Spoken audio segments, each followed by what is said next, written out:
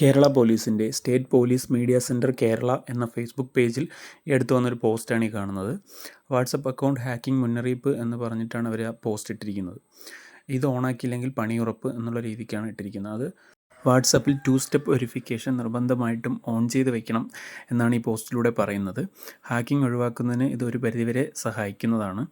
പിന്നെ ആ പോസ്റ്റിൽ മെയിനായിട്ട് ഇങ്ങനെ ഹാക്കിങ്ങിന് ഇരയായി കഴിഞ്ഞാൽ ബന്ധപ്പെടാവുന്ന ഒരു ഫോൺ നമ്പറും ഒരു അവരുടെ സൈബർ ക്രൈമിൻ്റെ വെബ്സൈറ്റിൻ്റെ ലിങ്കും കൊടുത്തിട്ടുണ്ട്.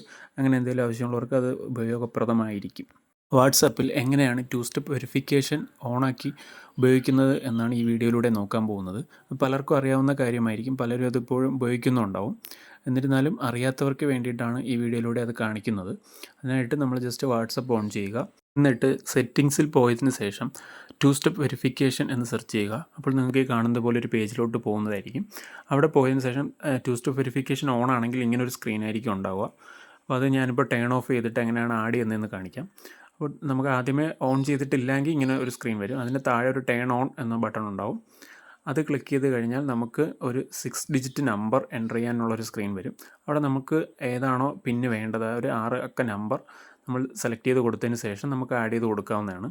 അത് കഴിഞ്ഞിട്ട് ഒരു മെയിൽ ഐ ഡി ചൂസ് ചെയ്യാനുള്ള ഓപ്ഷൻ കൂടി വരുന്നതായിരിക്കും. അത് നമ്മൾ നമ്മൾ കൊടുത്ത 6 അക്ക നമ്പർ മറന്നു പോവുകയാണെങ്കിൽ നമുക്കത് റിക്കവർ ചെയ്തെടുക്കാൻ വേണ്ടിയിട്ടാണ് ഈ ഒരു മെയിൽ ഐ ഡി കൂടി ആഡ് ചെയ്ത് വെക്കുന്നത്.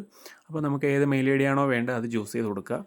അതിനുശേഷം ആ മെയിൽ ഐ ഡിയിലോട്ട് ഒരു പിന്ന് വരുന്നതായിരിക്കും, ഒരു OTP വരുന്നതായിരിക്കും. അതും കൂടി എൻ്റർ ചെയ്ത് കഴിഞ്ഞാൽ നമുക്ക് ഈ 2 സ്റ്റെപ്പ് വെരിഫിക്കേഷൻ കംപ്ലീറ്റ് ആയിട്ട് കഴിയുന്നതാണ്. നമ്മളിപ്പോൾ കൊടുത്തിരിക്കുന്ന പിന്ന് നമുക്ക് ചേഞ്ച് പിൻ എന്നുള്ള ഓപ്ഷൻ സെലക്ട് ചെയ്ത് ആവശ്യാനുസരണം മാറ്റി കൊടുക്കാവുന്നതാണ്. ഇതുവരെയും വാട്സപ്പിൽ 2 സ്റ്റെപ്പ് വെരിഫിക്കേഷൻ ഓണാക്കാത്തവർ ഇതുപോലെ ഓൺ ചെയ്ത് ഉപയോഗിക്കുക. ഇതുപോലെയുള്ള കൂടുതൽ വീഡിയോകൾ ലഭിക്കുന്നതിനായി ചാനൽ സബ്സ്ക്രൈബ് ചെയ്യുക.